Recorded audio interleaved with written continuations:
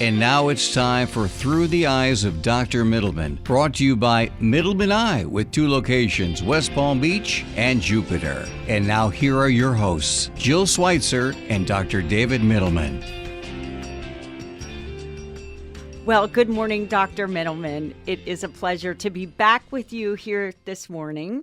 Good morning, Jill, and thank you once again for having me. This has just become one of my favorite moments of the week because I have not traveled extensively as you have, and I'm learning so much, not only about different cultures, different foods, different levels of adventurousness, which I am so not. So I just love this segment. And I just want to mention that Mittleman Eye, which is your beautiful practice, 2 offices, one in Palm Beach Gardens, Jupiter area, and one right on Palm Beach Lakes in West Palm Beach, is the 8-time winner of the Community Choice Awards in Palm Beach County. You are a superstar in the field, and we're very lucky to have you here in Palm Beach County. Well, thanks again. It's great to be here. This is home, and I love the community that we're in.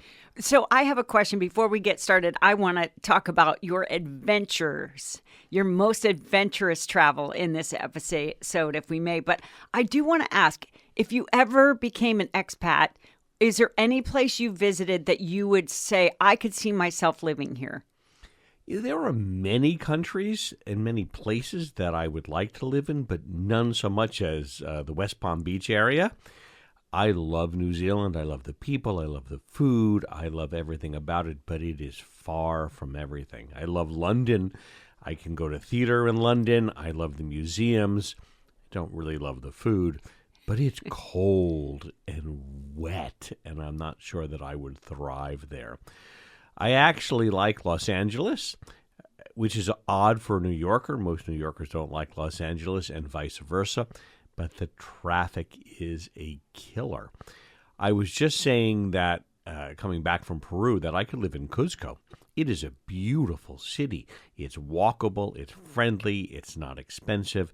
But boy, the altitude on this last trip was a killer. Oh my gosh. Well, this show, even though it's called Through the Eyes of Dr. Mittleman, could be called Where in the World is Dr. Mittleman? So let's dive into some of your most adventurous travel. What was the first trip that really gave you the bug of trying to go places where no man has been before? So I was an overprotected young Jewish boy from New York, and I wasn't really allowed to do much when I was a kid. I might break a bone, I might sprain an ankle, I might cut myself. And so I went to New Zealand for 5 weeks. New Zealand is known by everyone as the adventure capital of the world. And the place that's the most iconic is Queenstown in the South Island, and that really is the adventure capital. And they have a couple of different packages that you can do. And so I'm 28 at the time. I'm now making money on my own. Not a lot, but enough to pay for things. And I say, I'm going to participate. I've always had a little adventurous streak in me. So the first thing I did was called the Triple Challenge. And the Triple Challenge in and of itself, in retrospect, isn't that difficult or adventurous, but it was for me at the time. So the Triple Challenge is a jet boat ride on the Shotover River. A jet boat's a boat that goes about 60 or 70 miles an hour that can spin on a dime, but it's not just the boat ride. They try to scare you to death. Hands and arms in the boat with a helmet on your head, and they get within inches of the canyon wall spinning around so that you think you're going to crash into the wall. Well, you're done with the boat ride. The next step of the Triple Challenge is that you get in a helicopter and you go down the same canyon in a helicopter. It is a very narrow canyon. Picture this. You take off, you descend into this canyon, and you think to yourself, the rotor blades will not fit. And they go faster and faster till they get to the end of the canyon, and you think, we're going to crash into the wall. There's no way out of it. And suddenly you pull almost straight up, which is very difficult to do in a helicopter. You pull a couple of G-forces, and you pull out of this. Final part of the Triple Challenge actually is the least challenging of all. It is a rafting ride on the same river. And it's Class 3 and Class 4 rapids, and it was fun. So this is the Triple Challenge. They have a quadruple challenge. I didn't do that. The last part of the challenge is a bungee jump. And the bungee jump on the quadruple challenge was the highest bungee jump in the world at the time. But they can't video you, and I wanted a video. So I did my own quadruple challenge. I went to the original bungee jump in the entire world. This was the scariest part of the day. And it's a pretty tall bungee jump over the Shotover River. And the way they did this way back when was they tie a white towel around your ankles. Just a towel. It's not clipped in. It's just tied in some kind of way. And they attach a bungee cord around it, and you jump off this bridge. They ask you, do you want to get wet or do you not want to get wet? Meaning, do you want to be dunked in the water or not? Well, I certainly did not. I had had enough of the challenge. I was wet enough all day. And so I'm waiting in line for my turn, and there's a woman, about 4 people in front of me. And she gets to the front, and she says, no, I'm not going. So they let someone else go. Now she's 3 in front of me. It's her turn. No, I'm not going. And they let her pass, 2 in front of me. Well, she finally goes right before me. And this woman who is scared beyond belief jumps off, gets twisted in the cords, gets all wrapped up, and screams as if she's going to die. And I thought, I am not doing this. But, of course, I had already paid for it. It was my dinner money. And so I did this. And when I jumped off, I still have the video on VHS somewhere in a closet. I jumped off. I was so stiff. I was so scared. And as the water approached me, I thought, I am going to go into that water within about 5 inches. I stopped, and I started going back up. So I'm a science person. I've taken physics and chemistry and biology. As I'm going back up, all I'm thinking, and this is a strange thought for most listeners, conservation of energy, conservation of matter. There's no way I'm going to hit this bridge. And I'm going faster and faster, it seems, even though I know I'm slowing down in my mind. And I think, I ain't going to hit the girders. I'm going to die. This is the end of it. My mother was right. And I didn't. And after I bounced about 7 times, all the blood rushing to my head, thinking, get me out of here. They lowered me into the boat, and they're like, are you okay? Are you okay? Do you need smelling salts? It was a terrifying introduction to adventure sports and adventure travel. Well, I would imagine, though, if this is your thing, once you get that adrenaline rush and you're just on the precipice and you think, I'm going to die, this is what I've heard. You want more. It's like a drug. Oh, absolutely. It's a natural drug, and you do want more, and you want it in different ways, and you want it more frequently. It is really a great natural high, which gives great stories. Although at the time, it's potentially very terrifying. Yeah. Well, I love that. All right. So what was the most physically challenging of your adventures? So the most physically challenging was a trip I did many years ago over Christmas to Chile, and I went rafting on the Futaleufú River. For those who know it, it's affectionately called the Fu. It is a Class 5 river, and most people think it's the river that's the most challenging and most demanding, and in some sense it is. It's a Class 5 rapids. You can kayak it, you can raft it, you can stand up paddleboard it. It's very challenging physically, but they add things to this. It's a multi-sport adventure. Now you can go horseback riding. But at the time, they had a 2-day interlude where you didn't raft. And the first thing you had to do was do a Tyrolean traverse over a Class 5 plus rapids. So for those of you who don't know what a Tyrolean traverse comes from the Tyrol in the Austrian area, you strap yourself in a harness, sort of like zip lining, except you have to pull yourself across. And I don't have much upper body strength. You're looking down at this rapid thinking, I'm going to die. Because the rapid is unraftable. It's massive water. And so you get across and you think, oh, I'm done. I'm going to camp out for the night. But the next morning, you climb up a 400-foot mountain. 400 feet isn't really that much in the grand scheme of things, but it's a tough trail. And when you get to the top, the only way back down, other than hiking down for 2 hours, is to rappel down a 400-foot mountain cliff, sort of like Half Dome. You strap yourself in, and you go backwards over the edge. Well, there's nothing more terrifying in the entire world than just to put your faith in these wires, which seem very thin, and just inch yourself using your upper body strength, which again I don't have, over the edge, and then there's nothing below you for 200 feet. And you have to hold on tightly. You have to use your feet to walk down this vertical mountain slope. And just when you think you're there, you do get to a metal, sort of a shelf, and there's someone there waiting for you to take off your clip, which is still 200 feet above the ground, to move to a different line, and you have to hold on to bolts in the mountain while you walk across this metal ledge, reclip yourself in, and then start all over again. Oh, my gosh. It was terrifying. It used all the strength I could have. It was spectacular. I will never forget it, but it was terrifying. So you have a very healthy nervous system, I would guess. Like that's I'll do a cold plunge to reset my nervous system, but I don't think I would probably just sit down and cry on wherever it was if this was the challenge. But I get it. I know people like you, Dr. Mittleman, who are just, they want this thrill. So what was the scariest? So, that sounds pretty scary there, but what was the scariest? There are two candidates. I'll tell you one first that was mentally the most intimidating, and it was in Belize. And as you can tell, these are all over the world. There's adventurous things to do everywhere you go, and you could drop me in the middle of Omaha, no offense to Omaha, and I could find something challenging to do.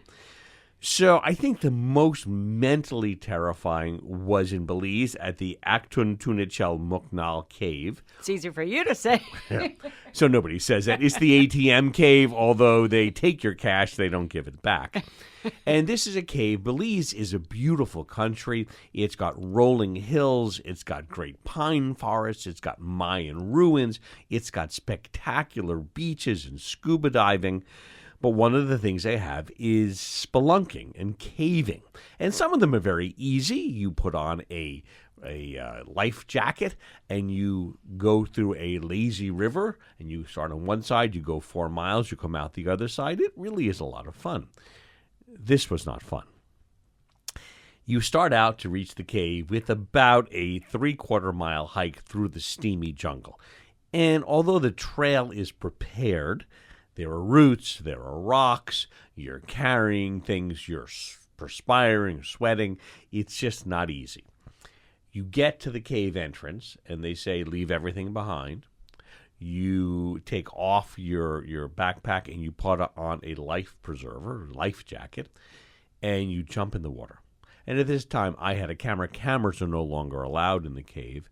And you crawl through the water, you swim through the water, you walk through the water. Now, this is cold cave water. When I say cold, like a cold plunge, for about 2 hours into the cave. Now, this is not a walk where you can walk out or a boat trip on a cave where you think to yourself, okay, I'm going to have to get out of this cave, go upstream.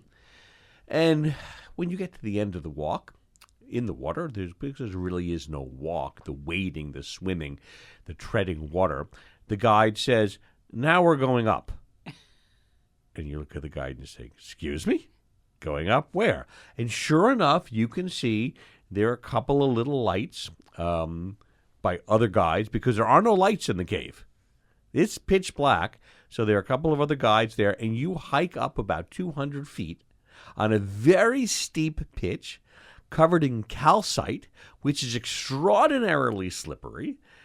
I'm okay going up. I have never been okay going down. Worse now as I'm getting a little more mature. You get to the top of this 200-foot climb where you're going 2 feet forward, 1 foot back, and there's a Mayan burial. Actually, it's not Mayan. It's probably Aztec or another culture. and there's a skeleton, and there are various artifacts that the person is buried with, and it is spectacular. There are multiple burials, multiple skulls. The reason why you're not allowed a camera anymore is because somebody dropped a camera on a 1,000-year-old skull and broke it. And when you're done, you think to yourself, wow, I'm really accomplished. This is phenomenal. The Mayans buried somebody in this cave, or whoever the group was. And then you think to yourself, I have to get out. How am I going to get out? And as I said, I'm not good going down. And you have to go down 200 feet on this steep, slippery slope. Thank God I had a wonderful guide who held my hand so I didn't slide 200 feet down into a cave pool. And then you slog your way. All the time you're deep inside Mother Earth, and you're thinking, I'm not getting out. What if there's an earthquake? What if there's a fire? You think, nothing's going to catch on fire here. And you think of all these stories of people trapped in caves. And when I got out, I slept that night 10 hours. I didn't wake up. I was so mentally and physically exhausted. Wow. That is scary. Any other interesting, scary stories?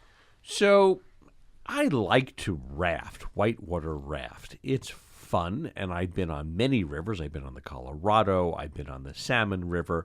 I've been on the Tatsunshini in Alaska, which is an 11-day, 10-night rafting trip through the Sungus Wilderness.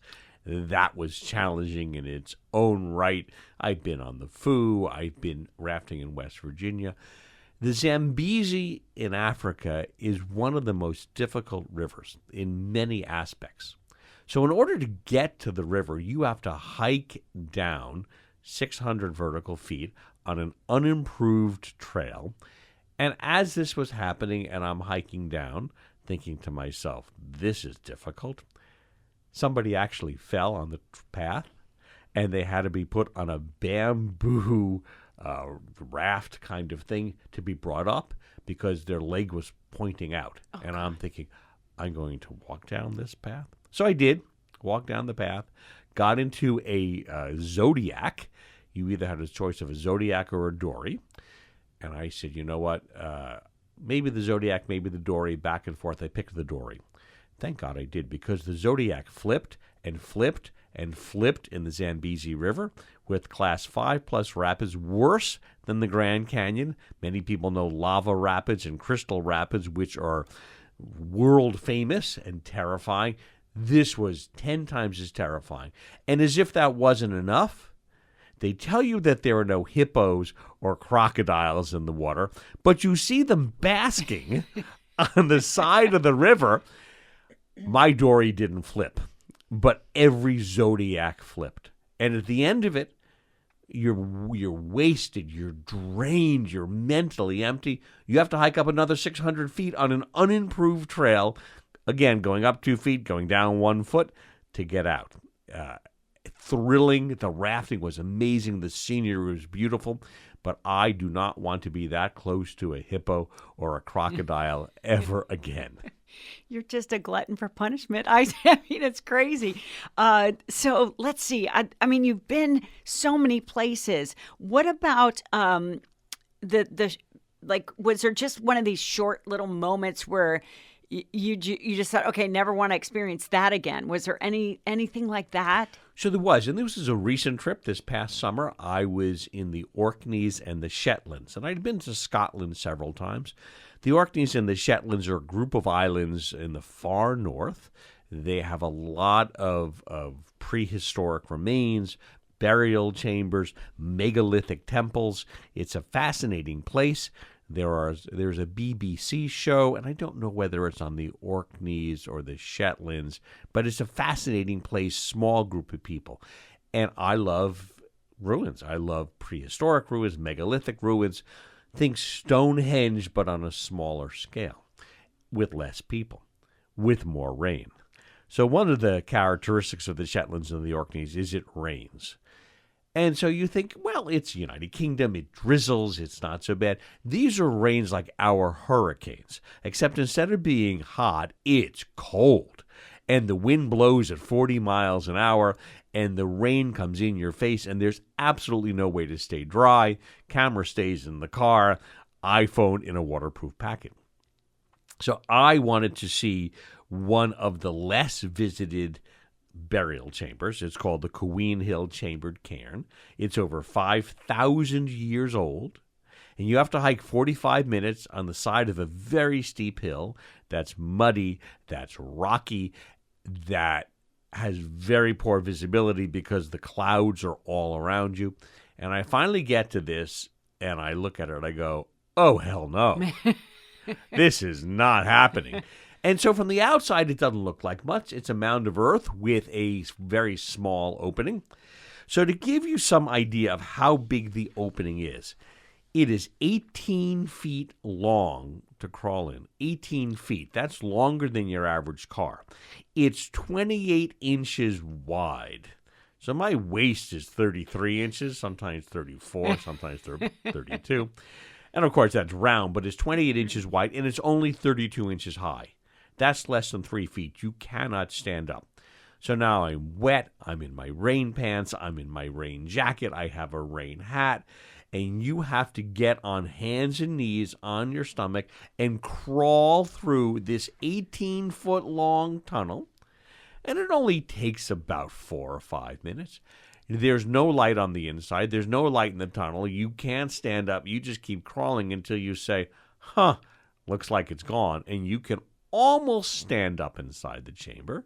The chamber's about 8 feet long by about 3 feet wide by about 6 feet tall. So you stand up, but your head is abutting against it. And you think, okay, well, I can understand how they buried people here, and maybe it didn't get looted or sacked. And then you think, I have to get out. This is sort of a common theme. I have to get out.